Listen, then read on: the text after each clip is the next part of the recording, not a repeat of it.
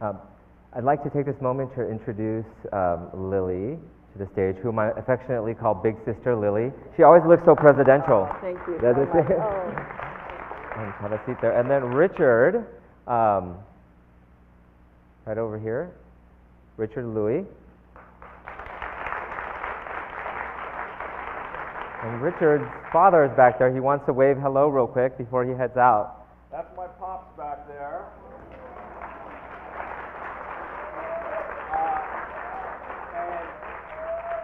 And yeah, he's excited to see you guys too. And that's my mom over there. Wave hello, Mom. Wave hello. And that's Teresita as well. She was in the piece. Hi, Teresita. Caregiver.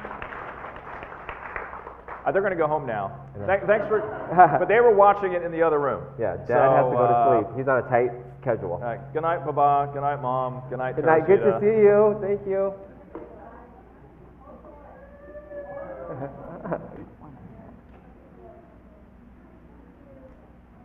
He couldn't stay for the whole thing. Yeah. Thank you, Richard, Lily, for coming here to share your story. It was a really taboo topic amongst not only the Asian culture, but I think many cultures, and being prepared to care and just starting the dialogue is so important. So I wanted to ask you both, questions to start off is, did you think that the caregiving journey would hit you at the stage that it did in your lives? Well, first, before I begin, I'd like to thank the Dean and everyone here for joining us in this conversation. It's really going to be a dialogue. And I'd also like to thank Edna and my colleague in the team of Daphne for giving me the chance to share my story. My parents actually walked out of China as refugee students when they were 17. So that meant already they had left their families behind. And then they came to America for my dad to get his graduate degree. So right there, you know the issue of being a nuclear family. So many of us being immigrants left people behind. So I knew something would hit me and my two younger brothers. And I knew that probably by life stage, it would happen around the time that it has happened in my life. And you're the historian, Emerita, of AARP. You've heard many of the stories about being prepared to care. And what really struck me was that you admitted to say that you weren't as prepared as you wish you had been. Of course not. I wish that Prepared to Care booklet had been ready when I was at AARP and then needing the stage of caregiving that I was in. It's because, number one, I think culturally we do not address some of the issues. I think I saw people nodding their heads. There are certain taboo issues.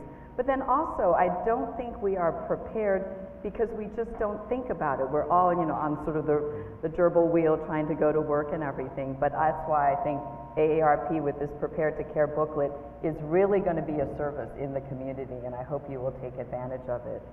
And Richard, take us back to the day that you realized that Pops isn't doing so well. He's still here. You can hear him probably. Hi, Pops. He wants to be part of this too. Come back in. Yeah, don't worry. You'll hear him for a little bit longer. You never know when it's going to happen, obviously, and that's a common theme I think that's been discussed so far. We kind of knew because it's slow. As the experts in this room who have lived through it, dementia, starts in a certain way, and he never had a great memory to begin with. And then when he started to forget, some of his siblings' names, we knew. And so then it was more of a preparation. I mean, specific to his care was a discussion within the family. All right, so we would get on conference calls and say, okay, so this is noteworthy. We need to ask the doctor specifically about, hey, what's up? Hey, Pop. Specifically, is there an issue here?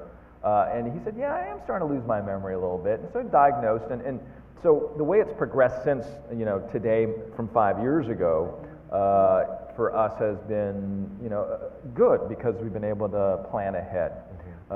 Personally, I had to plan ahead for my career. Was it going to be where, as a journalist, you're often sent to various places. I mean, I could get a call right now, and then I have to go. And to tell them ahead of time that this is what our family's going through, and if there's a way that we can still be together. In other words, me and my business, and being able to work with them. And so they've been very supportive along the way. I talked to them maybe about a year and 2 months ago, and I said, this is the diagnosis, and this is what I'd like to do, and if we can work something out, that'd be great. 6 months later, I went back to my boss and I said, well, it's here. This is the time that I was talking about. Amazing. And so Yvette Miley, who's the executive editor at MSNBC, said, you know, I'm doing the same thing, Richard.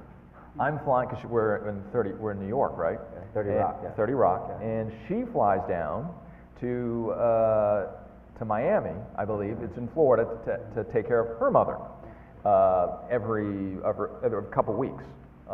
And she does have siblings there, but she wanted to be part of the solution. So she absolutely understood that desire to be a productive, impassioned member of the family that will be the solution to make things as comfortable and as, I think, healthy as it can be.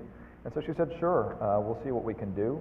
And so for the last, I think, 8-9 months, they've allowed me to live this two-city existence where I'm 3 days in New York, 3 days here, except when we have breaking news, then I'll go to that location. And that's such a rarity in this business, because generally it's like the business is first. Hey, that's a good point, because... thank you, manager, for understanding. Yes, exactly. Normally, journalists, when you sign up, it is an 8-day-a-week commitment. And you're always, you must be beholden to your phone at all times.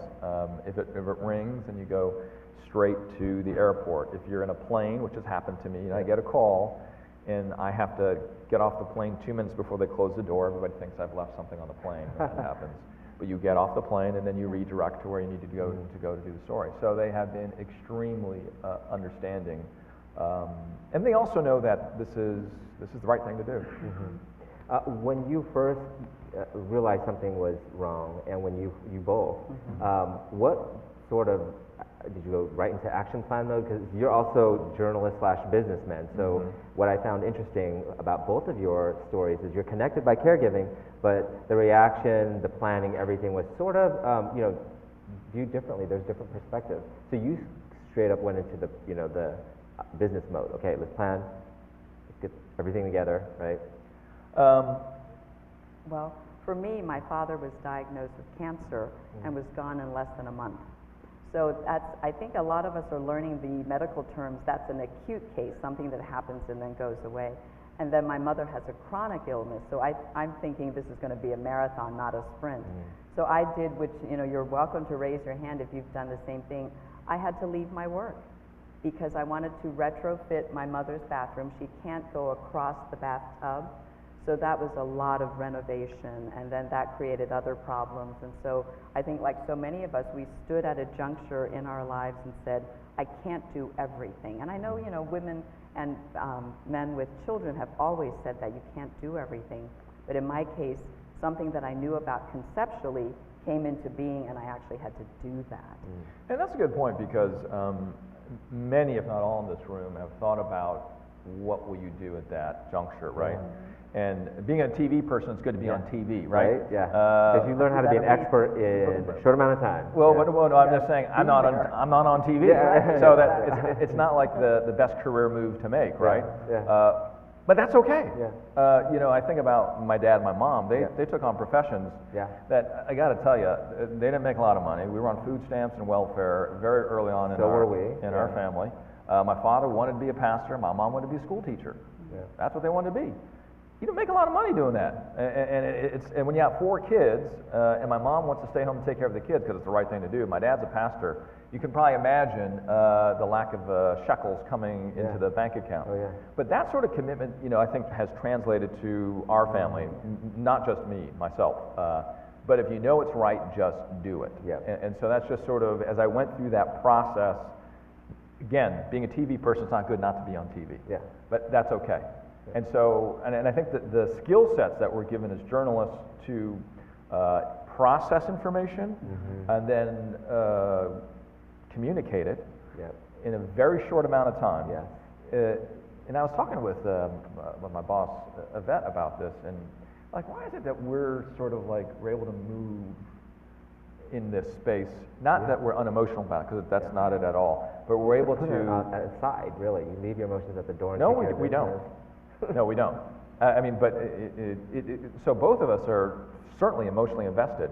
We're also, I think, structurally equipped to move that way. So I think every part of who we are as a human, once we turn it on ourselves, we just process it faster Yeah. than in other cases, I think. Because Yeah. she and I were sort of reflecting on that, and why are we the ones that really want to get into this, and we're not, again, it's not like we're leaving our emotions on the side. We're Yeah. not. We're Yeah. fully emotionally Right. invested. So maybe we... I meant showing your emotion. Like for me, it was interesting to hear you say, talk about your experience. Because for me, once I got the call, I really I didn't process it as much. I was like, okay, well, I have to go talk to my news director and ask him for time off, and then to fly home and see how Dad's doing. And then, so I started trying to do all that first, and then once I bought my plane ticket, I kind of broke down. So that's what I mean. In terms of, because in the news business, it's, it's something, you're interviewing somebody, you could have a bad day. What I usually say is you leave your emotions at the door, you come in, you report it, and then you deal with that. I mean, you're processing it still, but I think all of us deal with it in such a different way. How did you process and deal with it? Well, I just wanted to say, to piggyback on what Richard was saying, it is so wonderful now that he can be an AARP caregiving champion because you have the platform to help us. It's going to be so awesome to have your gravitas, your reputation, and just to have your face as a AARP champion of caregiving. So Thanks, thank Lily. you first Thank for that. you. That's really key. For me, it was like, I think that deserves that, because you could, be doing so much else with your time. So that really means a lot to me as a big sister. I've gotten these two wonderful little brothers. And really, this is Richard's first time on this scale talking about his caregiving experience. So we're very honored to have you here. For me, it was just, I think I'm resourceful. That's the thing. That's a really good word. Yes, because we know, I think all of you, if you don't know where the answer is, you at least have a friend or someone you know who can tell you the answer. And thank God for self-help for the elderly and all the other community partners who are here. You are awesome because you are the ones that we turn to. So I think the most important thing is use that Prepare to Care booklet. It gives you a framework to address the issues, and then it gives you like a direction, an arrow this way, because you are so lost with the weight of what happens like that. Yeah. And even though I worked at AARP, I knew what I should know, but I didn't know it on the emotional and practical level. And so I know that storytelling is very key, because Edna and I were having just a conversation one day, and she's been such a leader in taking her compassion with her late mother into the workforce, and she was a mentor to so many of them. But I felt so glad that I could give back to her, because we were talking about both of our mothers dropping things because of issues with hands not being as agile onto the carpet. And we were so sick of scrubbing things. And then I said, oh, by the way, I have a friend whose caregiver, paid caregiver, because we're family caregivers, went to Office Depot and bought those plastic things that the chairs roll on. Yeah. So voila. From one little story in just a casual conversation, she never had to clean her carpet again. So share your stories. That's the way to get information out. Yeah, and I love that you also had mentioned with Richard using his platform. I mean, you may not be on TV, but everybody has the power to make a difference. It could be sharing your story with someone, because honestly, when I told people about AARP, they were like, wow, I wish I had that Prepare to Care booklet, or they themselves were connected to it at all different ages. So to just spark the conversation is important, and that's what we're doing here. Is there a difference in your mind about being an Asian family caregiver, Asian American family caregiver? Were you reading my notes for my No, question? because I've been wanting to know about so I this. wanted to ask you guys about your challenges as Asian American caregivers, because really, we're Chinese and French, but I was born in Vietnam, and we left at 8 months old. So I came here, a refugee camp in Indonesia for a couple years, then we came here when I was 3. So everything at home was very Asian. Like they spoke Cantonese and Vietnamese. My mom was like, "He doctor, lawyer, engineer," not TV reporter or TV show host, right? So everything outside was very American. So I always said I wanted to write a book that growing up Asian American and somewhere in between. Because I love to kind of extrapolate all the beautiful things about both cultures and then expunge the things that aren't working, or the things that I don't like.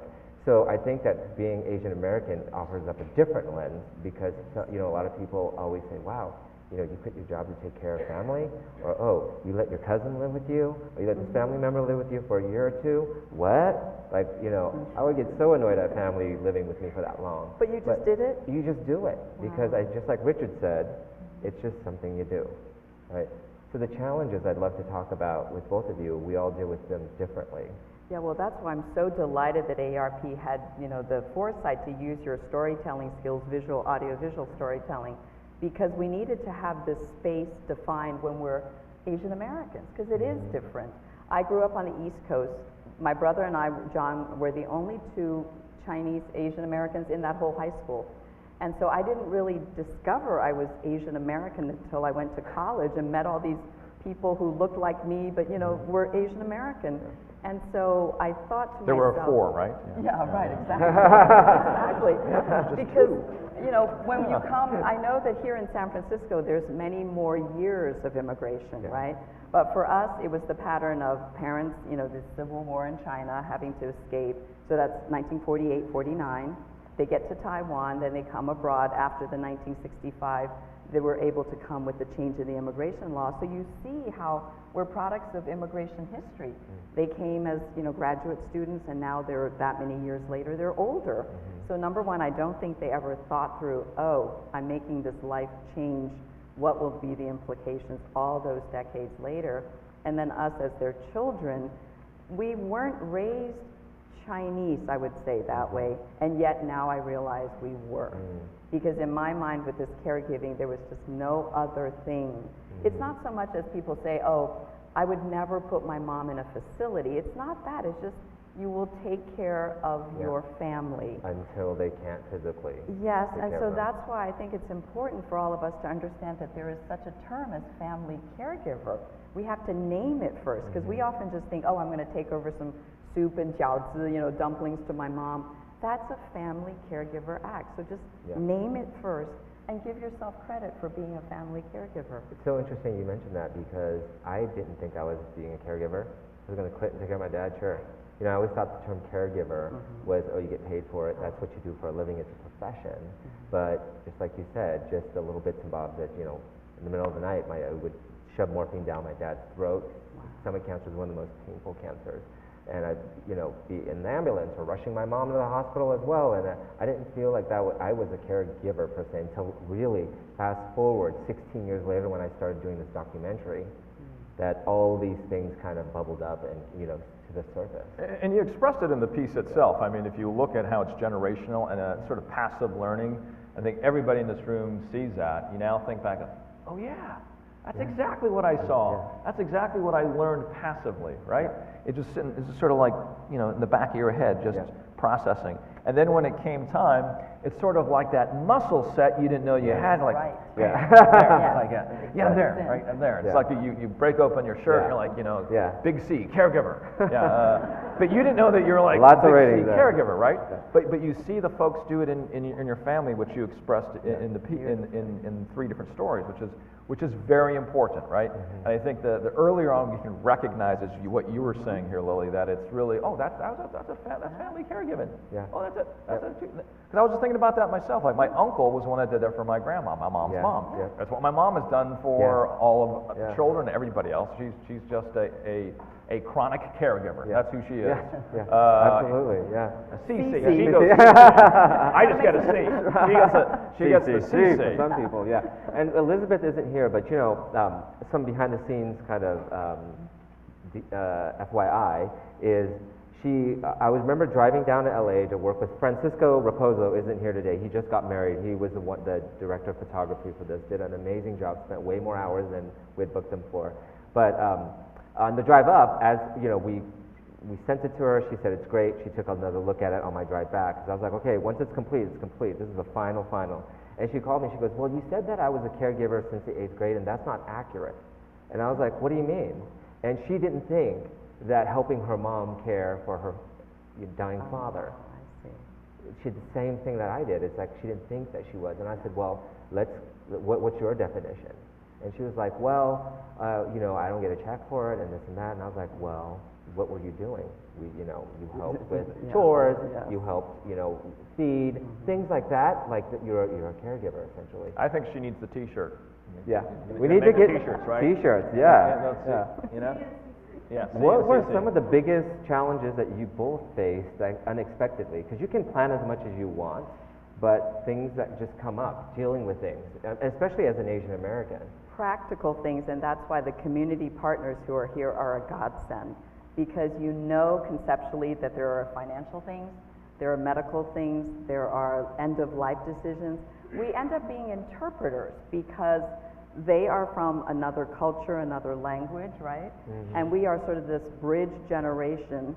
And so I almost want to start a glossary online of like, how do you say incontinence pads in Mandarin? You know, it's like there are certain vocabulary things, and so I end up like cobbling together, or like UTI, you know, urinary tract infection. Like, well, Mom, if you have one of these, you're going to have a problem with your pee-pee, and it's going to fa yen. So there are all these things that we need, and I think we can help each other, and that's why having That's a good this idea. network, Yeah. really, an online glossary, great. bilingual. Yeah. Richard's business side of his brain is like, IPO is happening next month. I'm going with the t-shirts. The thing about AAPIs, which you asked in the last couple questions, and I see it as really two angles here, Toan, and one is certainly, this is an important story to tell and to talk about, which is caregiving, right? Which is talking about for the very reasons that you've expressed earlier, and Daphne brought up earlier, and has been said many a time tonight. There's also the uniqueness, not only that we've been talking about within the community, it is indicative, though, of some of the other larger dynamics of the way we talk about the AAPI community. For instance, often it'll be said, where are the AAPIs in the boardrooms? Where are the AAPIs on TV? Where are the AAPIs in ex-leadership positions? Where are the AAPI stories on TV? Where are the AAPIs in pop culture? Blah, blah, blah, right? And these are all manifestations, I think, of the dynamic of the way the community is evolving. This is one of those. So when I think of caregiving, and if I think when we talk about the importance of seeing this and talking about this the way we are today and the way many of you have already done, it's part of that entire dynamic of the community understanding what it is and then being what it is. So those are two very difficult steps, is understanding and then being, right? And expressing it then. And I think this is an important part of not only what is efficacious, which is to help loved ones, but secondarily, the health of the community writ large to understand what it is and how it expresses itself. On that, it's very important not to be stereotypical that it's only the daughters. Yes. Many percentage are the actual sons and sons-in-law. So I think that's exactly your point, which is being Asian American, we shouldn't just assume that it's a woman's duty. and there's a birth order too, right? Yes. Because there's an older son, your daughter thing. Can you talk a little bit about how you were affected? Because you said you have a brother too. How did you take on this role? And Two younger brothers, but the only daughter, and just geographically and practically speaking, I shouldn't have become the one. So, Okay, so geographically. And I know you have siblings as well, and how did that conversation go? How did you figure out, like... Oh, I mean, you know, siblings are, right? Yeah. Well, it's... I know, I have four of them too. I know all the sharp elbows in the family, and they're still there, which is fine, because we know each other. We grew up with each other, and so we continue to be who we are, and that's the most important thing, is that we stay focused on what needs to be done, what's best for mom and dad, and we get it done. And you're talking about birth order. You know, as I've been talking about gender equality in some other spaces that I work in, my mom's never brought it up. She just doesn't talk about this stuff. But she was, you know, I was like, Mom, why you always stay up late at night? Because I was like, I come home at like 3 a.m. or 3:30 in the morning because I'm out, you know, whatever. And there she is sitting there playing the violin. I was like, Mom, it's 3:30 in the morning. Why are you awake? This can happen any night right now, by the way, because she's taking violin lessons. 82-year-old lady, and she has always been a late night person. And then I was thinking to myself, in just in the last 5 years, all right, she's the youngest daughter. She used to have to get up and cook breakfast. She would then go to college at UCLA, and then she'd come back home and cook again. Then she'd go work at the store, because it was a family store, and then she'd close the store, and she'd have to cook dinner, of course, in between. And then the store closes, and then she could begin to crack open her books. Oh, she really needs that t-shirt. And then she would study. So that's why she's a night owl. But talk about birth order, so you can imagine what that means for caregiving and caregiving for the family, vis-a-vis what you're talking about in the question you asked. I'm chuckling only because with my three younger... You play the violin too? No, no way. I have no musical talent. We can afford violin lessons. The three of us, my two younger brothers, years ago, before we got our driver's licenses, Mom would send us out to buy bread or something that she forgot. So it was very hard being a child of refugees, because she would say, I need some bread, go to the local store. And we'd say, oh, Mom, it's so far to walk. She'd say, if I can walk out of China, you can walk to the grocery store. But I realized then that John and I would go, and I would carry the bag halfway, and I would think, that is my midway point. So I'd keep walking, and he'd have to bend and then realize someone's got to go back for that bag of groceries. I realized that's the perfect metaphor. Mom is not a bag of groceries. Sure. You cannot just leave it there. Somebody has to take over. And one last thing about AAPI-ness in caregiving. AAPI-ness.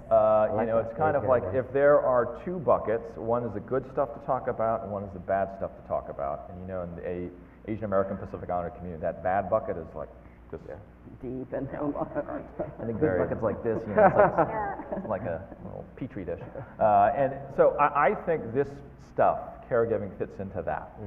And I think once we can put it into the other bucket and just say, let's just talk, don't make it a special effort necessarily, but just make it part of, it really is an honor to do this stuff. Yeah, absolutely. And to know that's what it is, right? What you're talking about. Totally. Identify, call a duck, right? And if it's family caregiving, call it that. And I think once we can put it into the other bucket of, oh, this is good stuff to talk about, because this is about me giving back. This is about us being a family.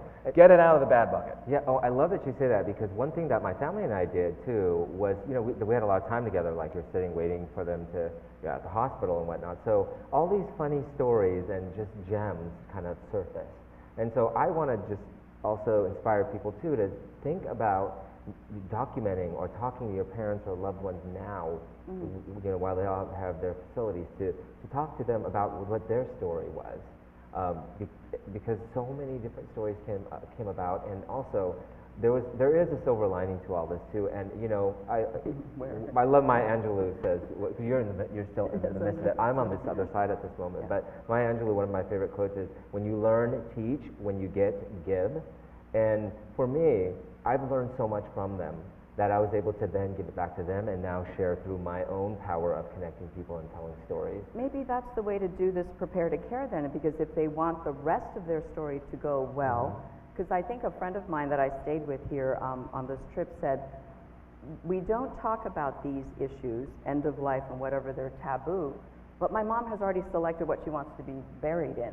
So maybe there's a way that we could sort of guide them to say, how do you want the rest of your story to end? By the way, in that book, is there a hugging section? Or I love you? Like I wrote into the doc, you know, like the I love you are replaced with, did you eat yet? Because that's all my mom. Every time I drive to Sacramento, she like shoves all these groceries in my face.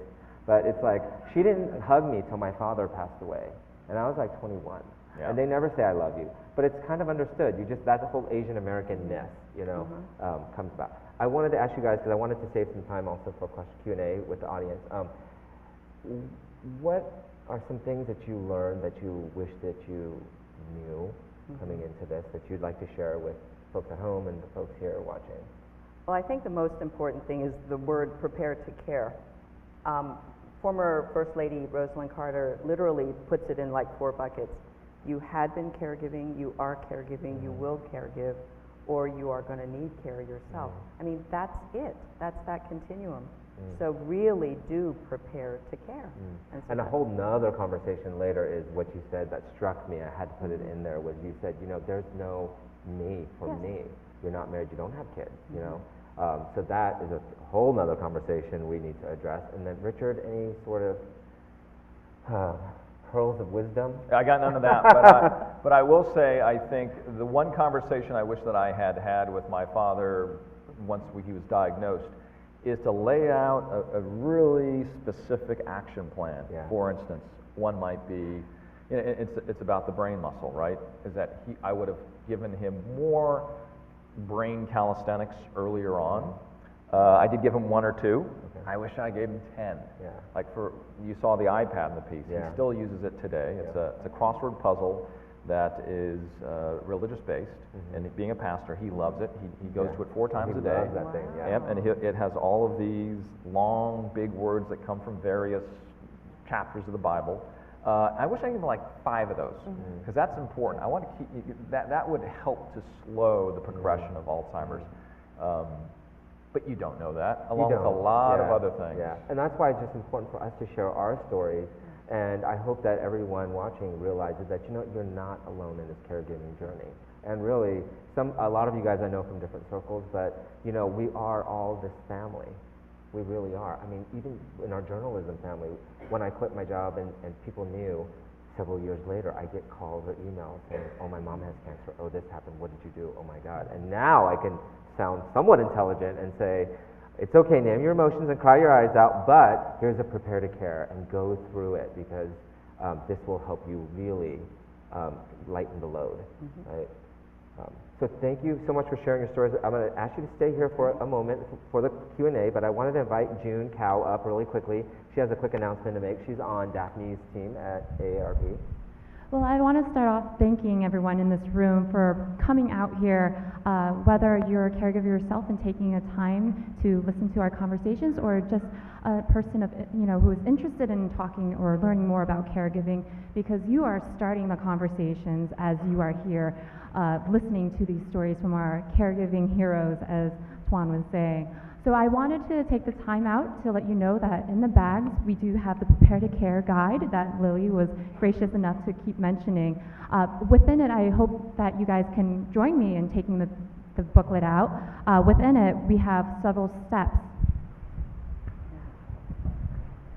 So as Lily had mentioned, we have a couple of the steps, which are 5 steps in this booklet, is to start the conversation, which we hope this was your initial start to having these conversations with your own families, your loved ones. Second of that step, the steps are to form your own team.